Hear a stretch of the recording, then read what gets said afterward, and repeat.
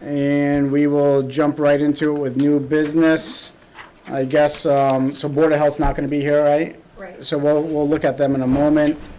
We'll just go right down the list. So cemetery, we have cemetery here, right? Joel Cranston here on behalf of the cemetery. Mr. Cranston, if you want to come up to join us, or you want to sit back there? Just talk loud. All right, there we go. That works. So we are looking for a slight increase from last year, mostly to get our admin one more hour. There's never enough hours in the day. Things get more complicated, and she's probably working more hours than she's being paid for. She coordinates between funeral homes, the DPW for burials. She meets people out at sites. She checks the grounds to make sure people aren't buried there. So, we're hoping, we're trying to get ahead as opposed to treading water. We're treading water. So we're hopeful we can get an extra hour in there to maybe try and get some old records or start searching out some grants or doing other things. So about half our budget goes to her and the other half goes to capital expenditures generally. Last year we established a green cemetery. We did a scan of the cemetery to make sure there were no bodies or structures in the way, because a lot of our cemeteries are old and our records are bad, so we kind of cover ourselves by scanning to see what's in there. And then just random things, trees randomly fall. And then that eats up a good chunk of our budget, unfortunately. So the DPW helps when they can, but every once in a while there's a crazy tree or a project that's kind of out of their expertise, or will take some time and we have to source out somebody. So that's the vast majority of what we do. I'm happy to answer any questions if you have them. How many new burials?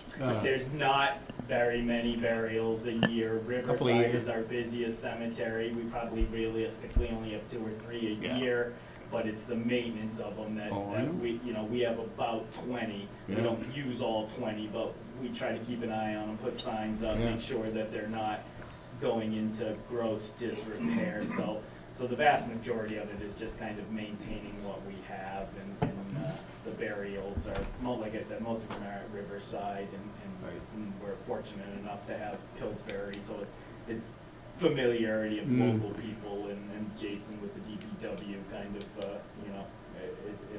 everybody knows everybody, so it could be worse. So burials aren't our big problem. It's the trees and making sure. We get a lot of people who say, why don't you do more than just mow? Shouldn't you go above and beyond and keep these things beautiful? But we own some stuff, they own some stuff. Some of these cemeteries don't get used. Some of them have fences, some of them don't. Cars crash into them. It just a bunch of unforeseen things, more or less, that pop up. If we could have a rigid plan and get things looking beautiful like those ones on TV, we would, but the money's just not there. Good, thank you. How is it with the green burials? That's a new venture, I guess. People are interested in it, but given we only do a couple a year to begin with, we've had some people say that's my goal, that's where I'm going to end up. They just aren't dying quick enough for us. So. And we've limited it to townspeople. Sorry about that. Yeah, no, it's a good problem to have. We've limited it to townspeople at first to make sure that we didn't have outsiders influxing in to take up those spots. So it's not booming as one would hope, but this isn't really a booming industry. I think it's a niche thing that'll slowly probably fill up, and then we'll say, okay, we'll do a new scan and make more space for it. And for your property maintenance, that's all sourced through the DPW? DPW does the mowing and tree work and stuff like that if they can. We used to cover that in our budget, and it just wasn't making sense for us to have a mowing tree company, them to have a mowing tree company. So I think it was about a decade ago when David Richards became our chairman, we just kind of said, this isn't sensible. So the DPW took over the majority of our budget because it made sense. So this is just kind of like, as we bought some signs, we did some scans, we cut down some trees. And how, on the scanning, I remember, so last year was my first year hearing your presentation, and you tend to do it as needed or certain parcels at a time, right? Correct, yeah. If we said scan that whole cemetery, it would be $50,000. So for instance, the Green Cemetery, we identified an ideal one that people could access, get into, that hadn't been used in years. And rather than scan everything, we, scan the front quarter section that can entertain 16 buried. We don't need 50 spots right now. So, and same thing with knowing people. The scan guy knows us and says, yeah, let's keep it to this quadrant for now. And if, your use or your expansion gets more, we'll scan more. So Riverside's our big one that most people use.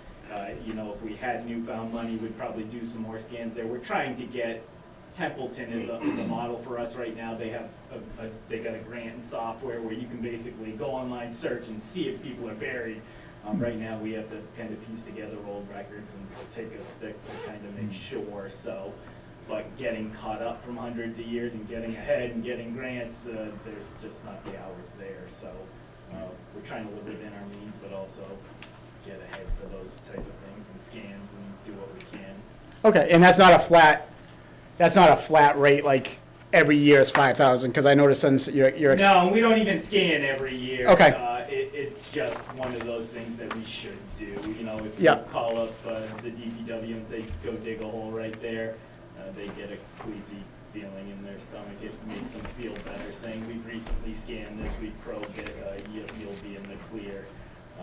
As opposed to tread lightly and let us know if you clunk something. Crass, but just telling it like it is. And is that why we see cemeteries under two different sections, Jessica? Because one of it's the DPW parks and cemeteries? Right, that's where they pay the salaries out of. So that's to maintain the properties? Correct. Okay.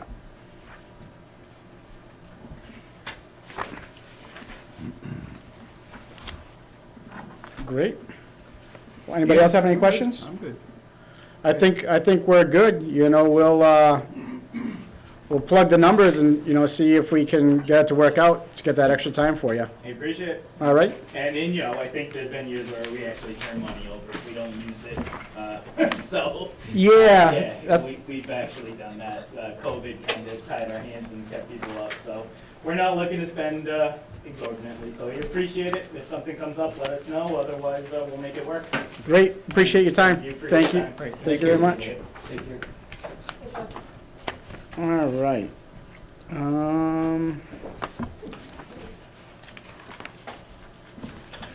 So where do we want to go now? We want to go to the library? Is everyone from the library here? Yep, Dave and Lisa are in the back. Hey, all right. Yeah, if you want to come up, you'd be more than welcome. Yeah. Join us. We have some members that are remote, Yeah. including Joe is also remote, so it's just better for them to hear with the microphones up here. Oh.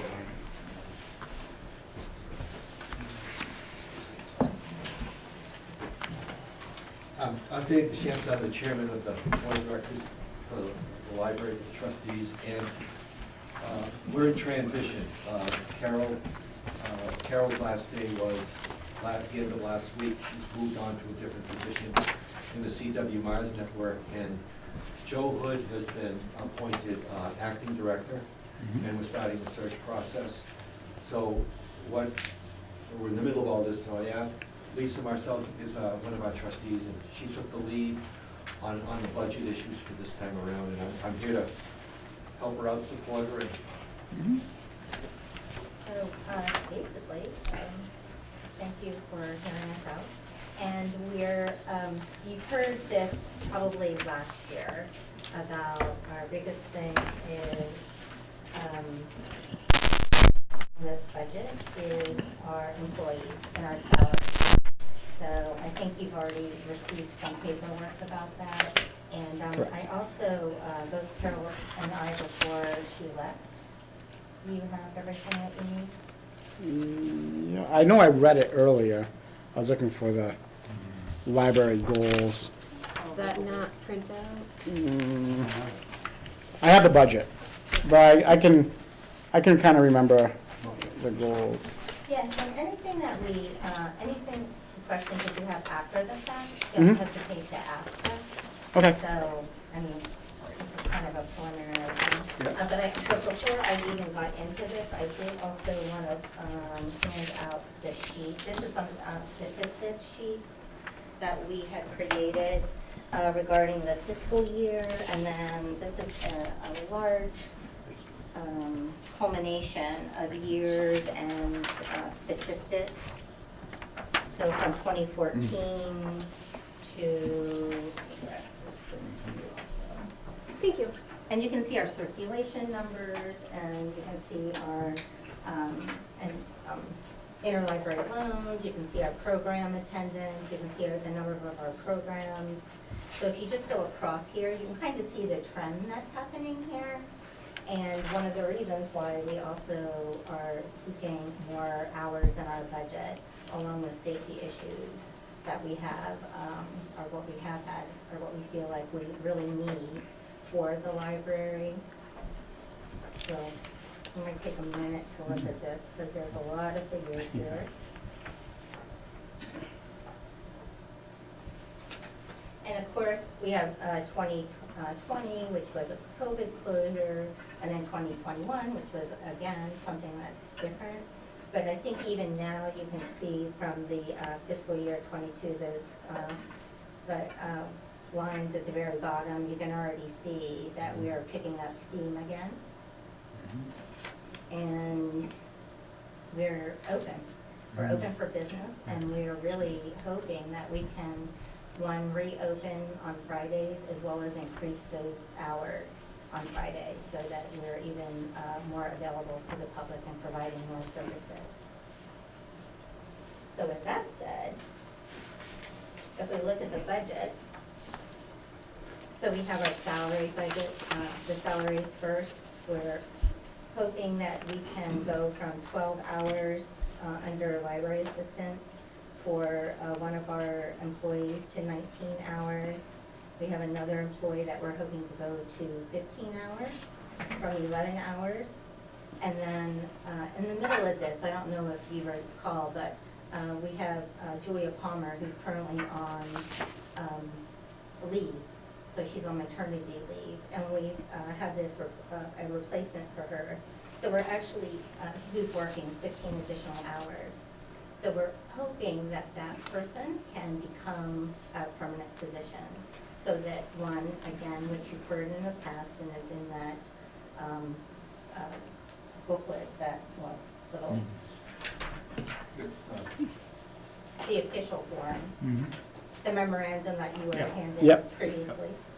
So for safety purposes and the fact that we really should be having at least 2 people on each floor to man each floor, that's why we're asking for that position to also become permanent. So that would be 15 extra hours a week. Then Jenna Garvey, she's, again, that's just a minor increase there. And then Joe Cook, who is our tech person, we're asking that we have 6 more additional hours so he becomes a full-time person in that position. Is there any questions on that? Lisa referred to this safety issue, and I'd like to expand on that a little bit. That building, it's an old Victorian building, and the trustees voted to make sure that there were 2 people on each floor for safety of the patrons, the property, and the staff. And the reason there is that there hasn't been a lot, but there have been incidences where you've had someone in the building who became difficult. And if you're alone downstairs or you're alone upstairs, it makes it very, it's a very scary situation for the staff, the employee. There was an incident just last week where, regardless of what the issue was, a patron became non-compliant, and that becomes a real safety issue. It's scary because the patron wouldn't make eye contact, wouldn't engage, wouldn't acknowledge. So it became a real problem. And I've seen people kind of poo-hoo this, but I guess if you're working in that building with all the nooks and crannies in there, and these closets, and there's a back stairwell, and it's just, it can be very unnerving for someone if you've got somebody in there who's, on a Saturday morning when there's 5 children and five adults in the children's section, that's one thing, but when it's a Thursday night at 7:30 and it's dark and there's one person at that desk downstairs, where the entry is, it becomes a whole different issue. So And this would also cover vacations, so some of the shortages were due to vacation as well as sicknesses that we've had, sick leave. So the people that we have, of course, they also have their benefits, just like everybody else. They take vacations, they become sick, they have medical issues that you have to deal with. And so some of this, particularly regarding adding a person, what we're really looking for is bodies. So some of it has to do with hours, but some of it is just actually having bodies that you can call so that there can be coverage for the library hours that we have, that we're hoping to keep open and expand. What are the current hours versus what you would like to attain? Well, at That this you're point, open? we're at 29 hours, Okay, and then, that's the minimum allowed by the Massachusetts Board of Oh. Library Commissioners for a town between well, they a have it. population of 5,999. Oh, There's a. I didn't know there was that. Yeah, we're at the minimum, right. Okay, and you'd hope to get to, well, we're hoping that we can reopen on Friday, which is 3 hours plus additional 3 hours, so that would be 6 hours. 6 additional Yeah, for that yes. amount of hours, which I'm not sure what that is. Well, that's 24 labor hours. Yeah. But I mean, as far as the breakdown. Because so there's no, so you guys enacted a policy to have the 4 people at property all the time. This was actually years ago. But before you even had the funding to pay for those folks. Well, this was years It ago. was a policy that was never enforced, and then the library director insisted that we enforce it, and then that became a staffing issue. Mhm. And like I said, Saturday mornings, Yeah. one person at one desk is not gonna be a problem, but, Thursday nights at 7:30, Yeah. it's dark, whatever. So how many people, I'll let you know, I love the library. My family we're at the library all the time, all right? But we do have to have an objective opinion here. Right, right.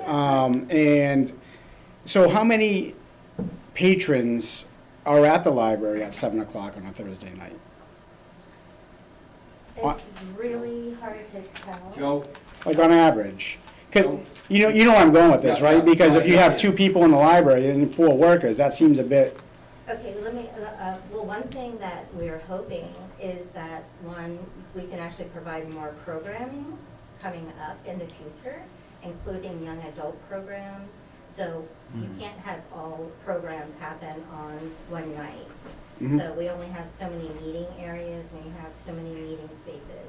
So one thing that we really hope to do is expand the services as well as programming in the future. So Thursday night, if that's not the night, that's, any night that you have that's available then becomes a programmable night. mhm. So that's one thing. And one of the other things about more people and more hours is right now, some of the director's job is not doing grants. She's not able to do, you're not able to do grants and do some of the fundamental work that would make the library better and the programming better for the library, and to have more money coming in terms of grant money. So in some ways, you're actually saving money in that regard also. Mhm. So, Understood. Now, with increasing the labor budget, that also forces another part of your budget to go up, Yeah. right? Because you have to meet the 19%. The minimum. I think, You do, right, you do. So, like, they tie hand in hand, right? So then we're Yes, kind, that is one of the things. And again, if you have more grants and things like that, then, overall, we're hoping to really do some expansion Mhm. in terms of programming and time and even technology changes. If you look at the long-range planning plans that are on the website, you can kind of see where we're going in terms of technology, in terms of programming, in terms of funding resources. So, but that is tied together. No, understood, understood. Mhm.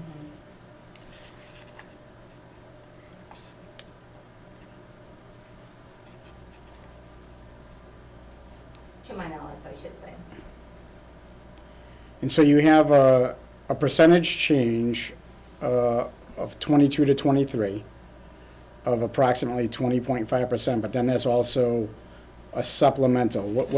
What's the supplemental? Okay, that was, if you're looking at the supplemental, that was some information that you can ignore any of the supplemental budgeting that's here. But I like the numbers of the supplemental much better. I'm sure you do. I'm sure, unfortunately, that was something that was associated with the town meeting. Oh, okay. Previous town meeting. So unfortunately, we didn't cross that out, but ignore any of the, unfortunately, the FY 2022 supplemental information that's here. So it's really you see the FY 2022 final, and then you see the FY 2023 request, and then it percent change there. And one thing about Joe's is also it includes his bachelor's supplement, the supplement because of his bachelor's degree. So that's why his figure is also a tad higher besides just increased hours. I'm sure you can understand from a percentage basis, it's a tough figure. Looking for a 20%, increase, because looking at the budget overall right now, there are several departments that are level funded and several departments like yourself that are looking for substantial increases. And at the end of the day, we can only raise and appropriate so much money from the town to budget all of these. If you needed to cut something to get down to that supplemental number, would you be able to make it happen? Which is what percentage is that? Like roughly 12%. 12%? Well, we're, This was, yeah, that was his change here, yeah. this is, So this is, that's only with the supplement. Only with the supplement. So of course, we can only do what we can do. This is what we're hoping for, and this is what we're thinking would serve the library patrons the best. All library patrons and in terms of new budgeting. Of course, we understand that you have to look at all the dimes. We understand that, but this is what we're hoping for. Yeah. No, And we've been level funded, and we actually have had cut hours in the past. We've cut hours in the past. Therefore, we have to cut our services, and so it becomes a little bit of a game in some ways. oh no, I understand. It becomes a game for where it's like, well, you're not providing services. Well, we don't really have enough people to do what we need to do safely and securely and protect our patrons and provide services for our patrons. But you also have a big increase because, and see, this is what I was talking about with the CARES Act, like, well, we mentioned this last year with everyone getting these new air purifiers and stuff, and I was like, well, what's the recurring cost, on energy, replacement filtration, filters and stuff like that, and I feel like we're seeing that in your budget here on the utility side, is that correct? Well, it is.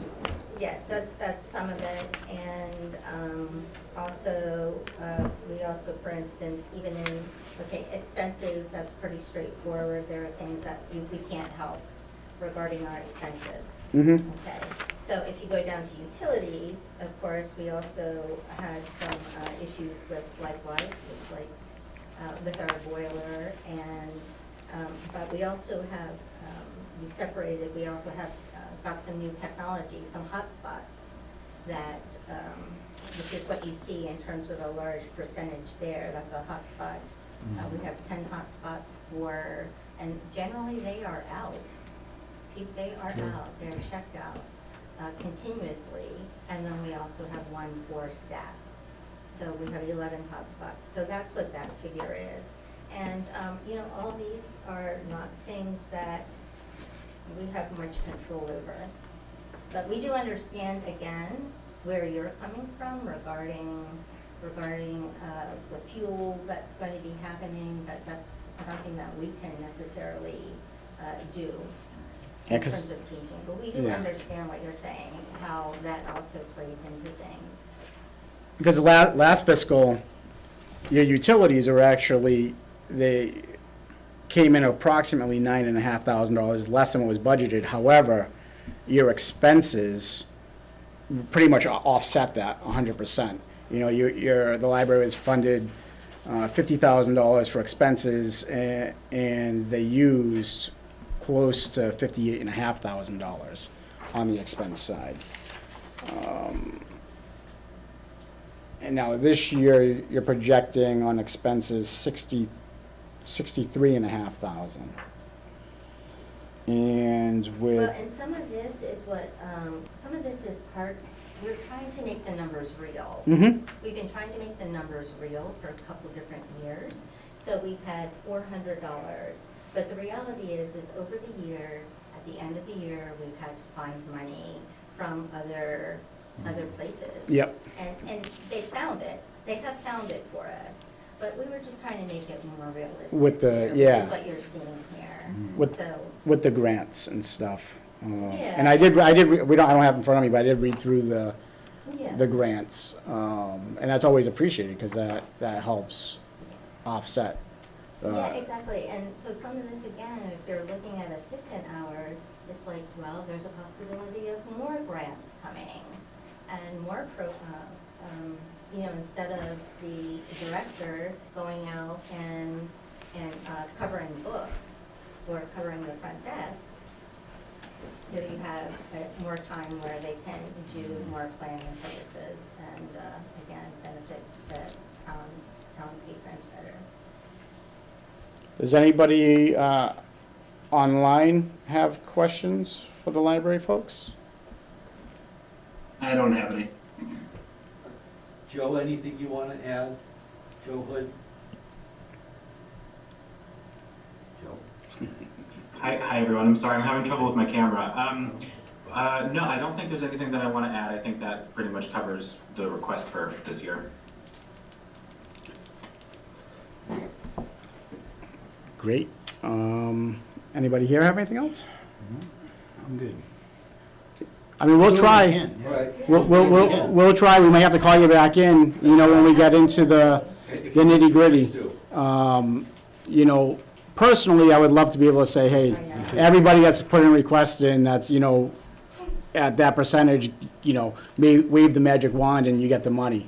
Unfortunately, we're up against a tight budget this year with some of the new numbers that came in. No, it's not personal. Yeah. We know it's not personal, however, we would appreciate it if you could grant our wishes, as everyone says. But also, if you have any additional questions, hesitate to ask us, and we can do more facts and figures, or, whatever questions that might pop up, just don't hesitate to ask us. And Yeah. we'll get back to you, I don't think, as you're looking through some of the other. has the library done like an analysis, to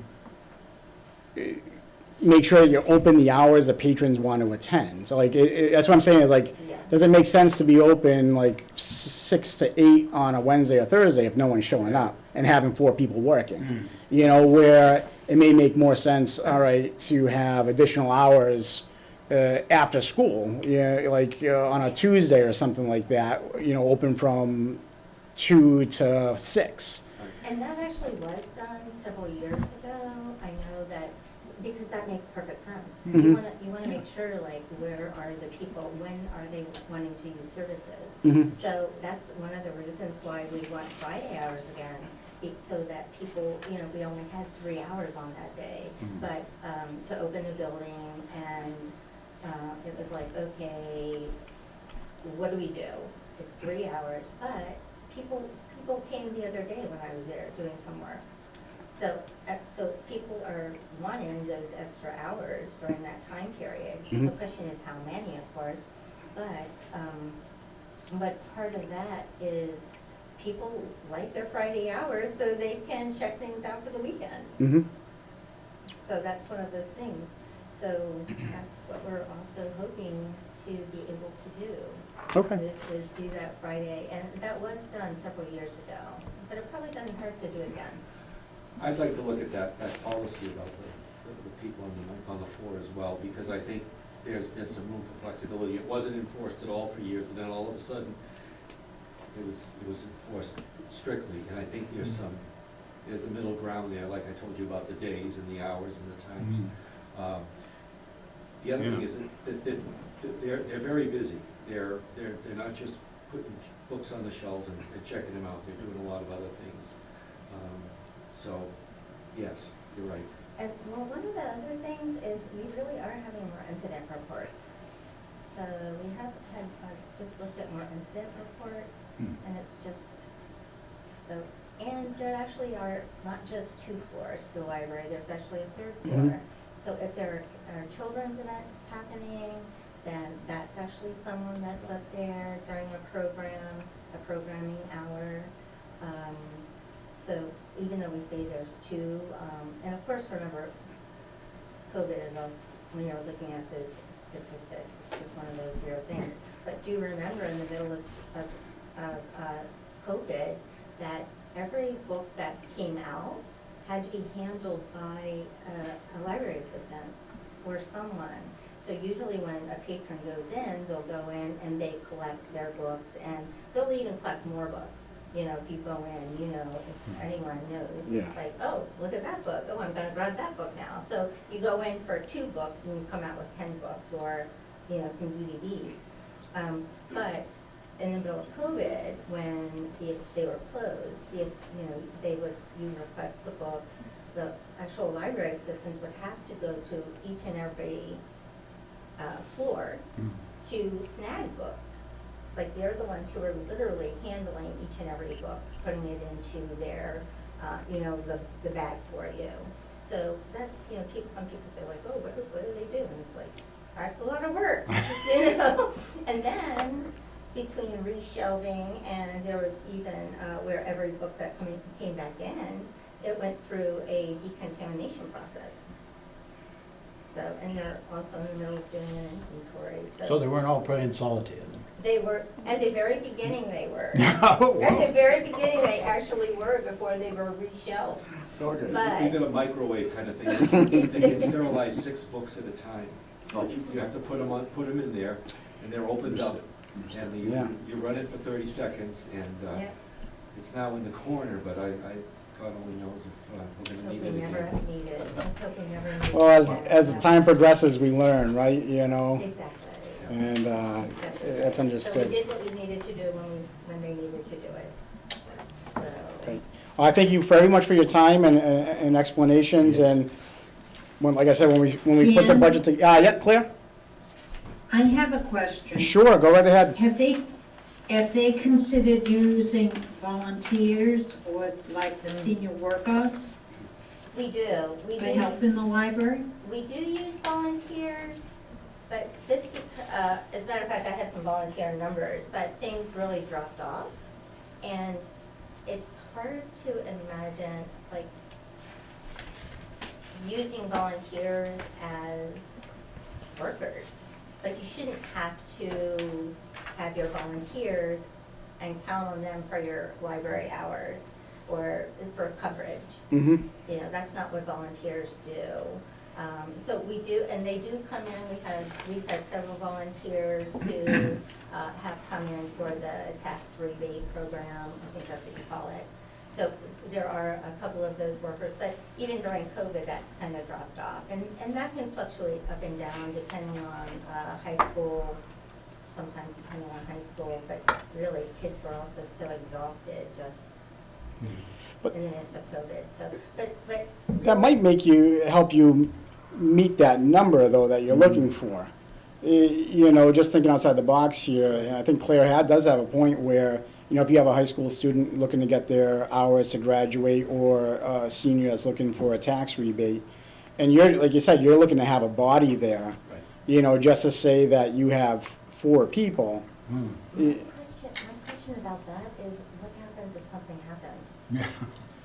to them? Liability. Well, I think that'd be the same thing that happens to anybody, right? Any patron or anybody that Well, I works, don't you know, know. but if they're actually counting on them to do some work, like be there, like, is that even? Like, I mean, I mean, and there have been times, honestly, there have been times where volunteers have done that, where volunteers have manned floors, but does it negate that?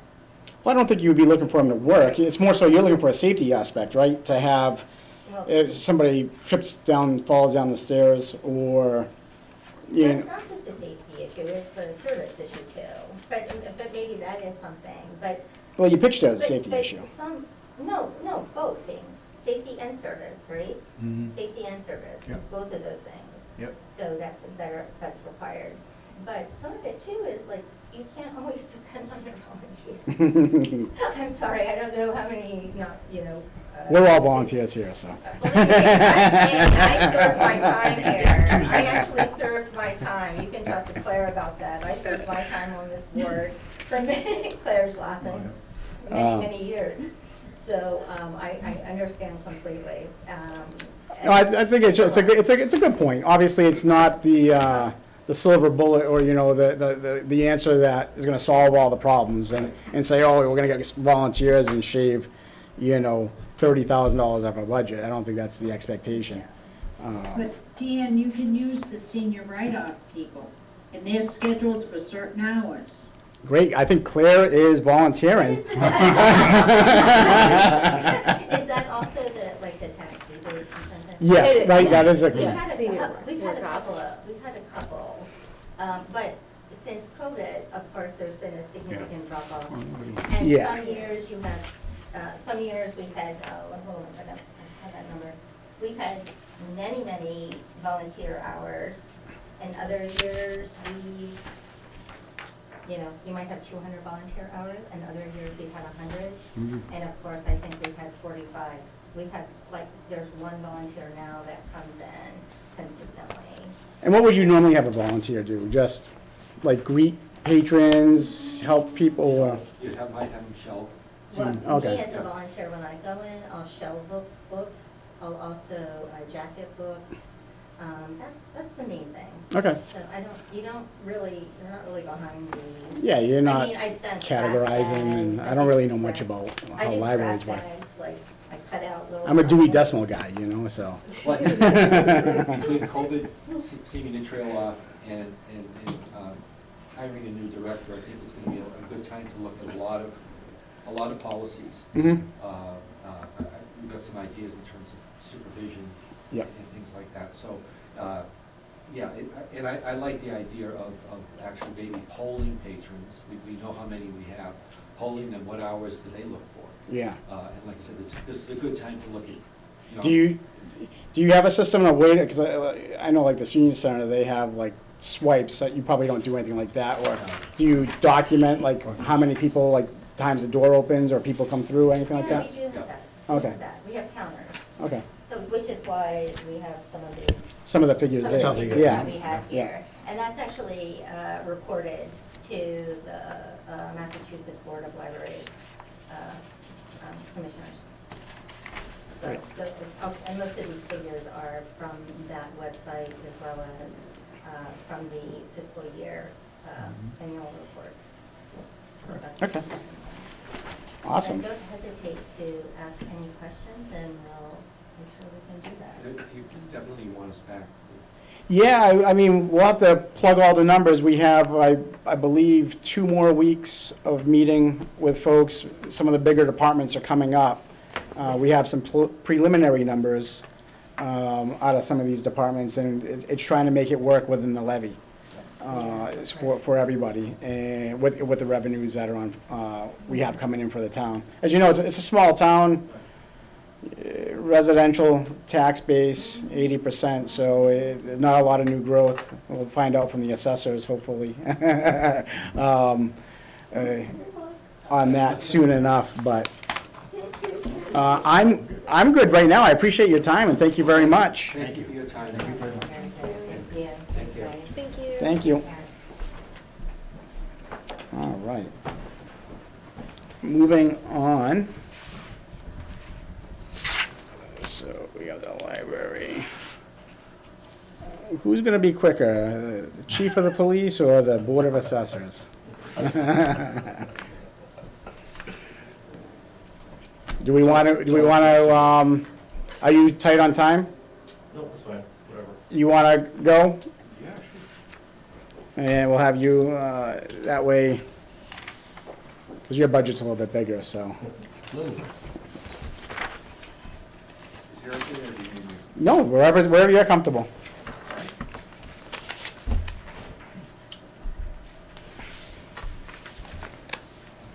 I will preface this by saying that today is my first day actually in this position. Well, congratulations. Yes, thank you.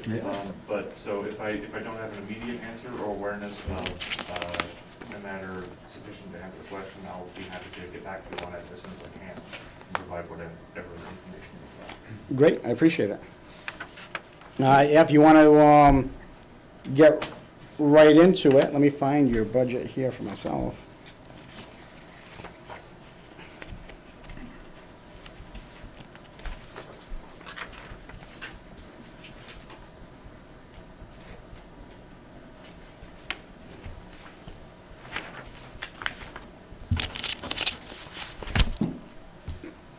You like it better on computer?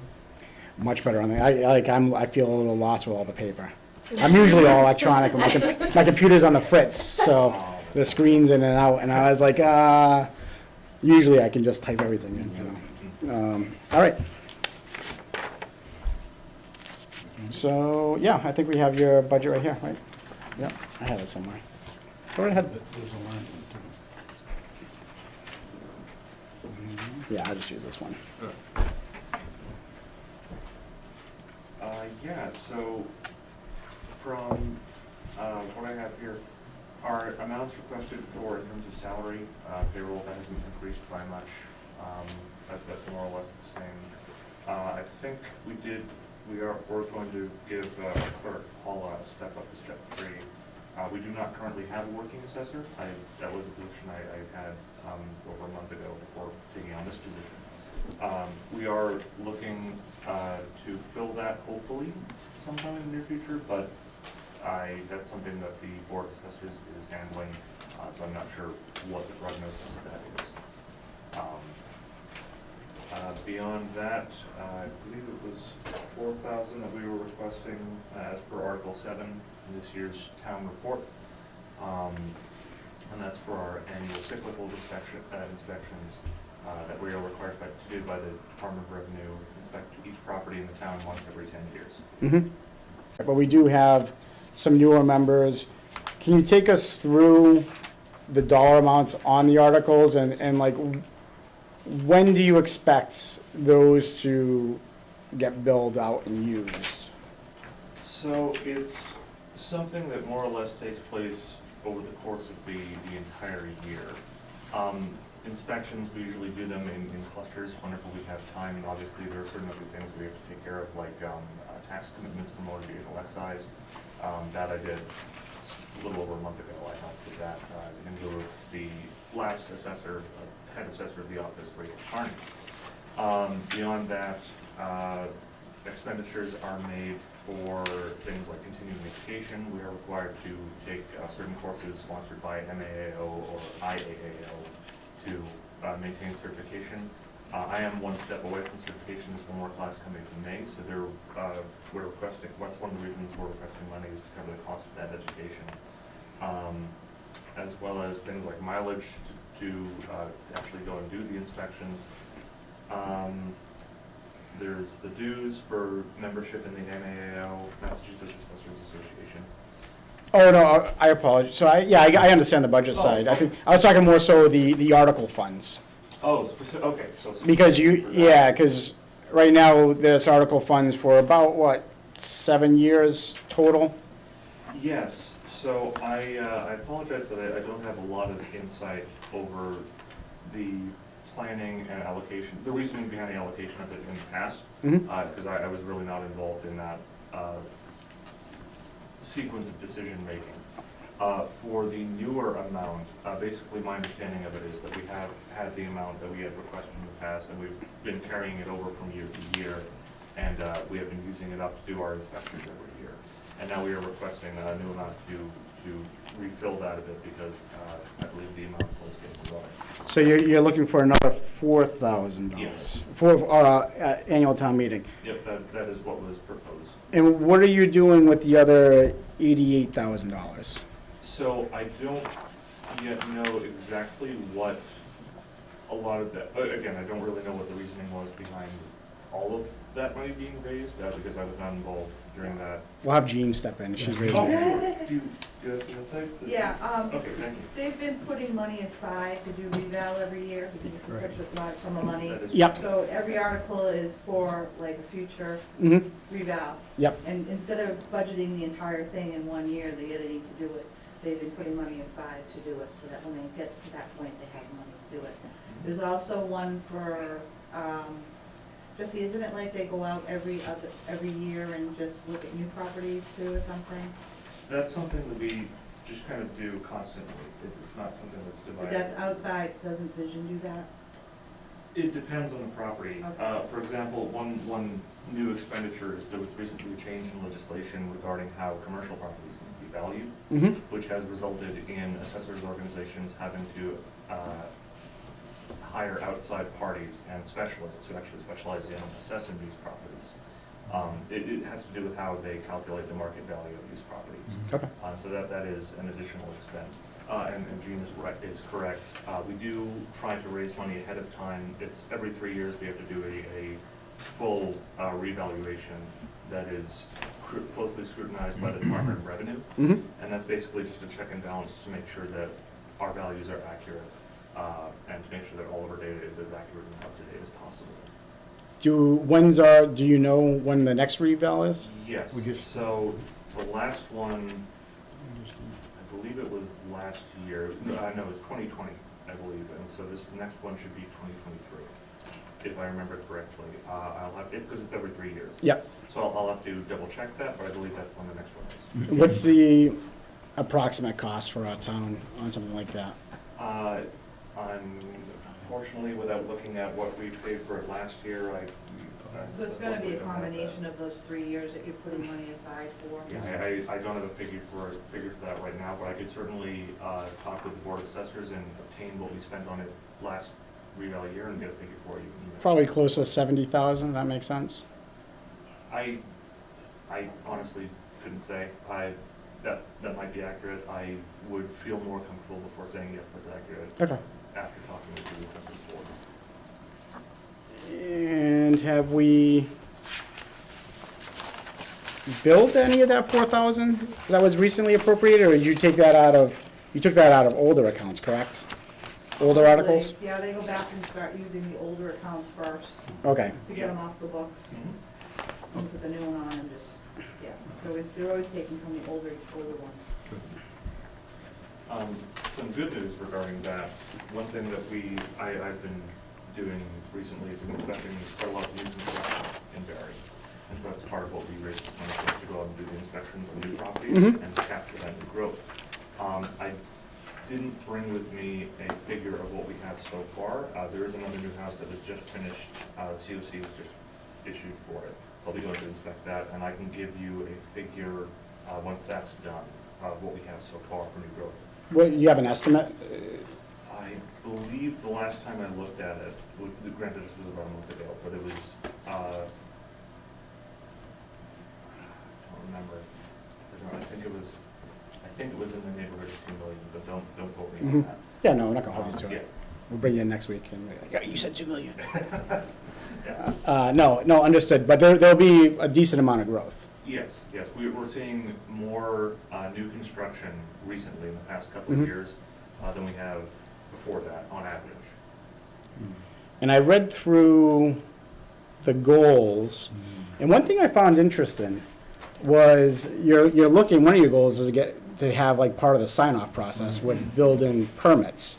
And there's some reluctancy because it's not a state statute, is that correct? And you guys are looking to possibly look to have a bylaw? Is I reading that? That was a process spearheaded by the previous Head Assessor Rachel Carney, and that it's a process that I agree with.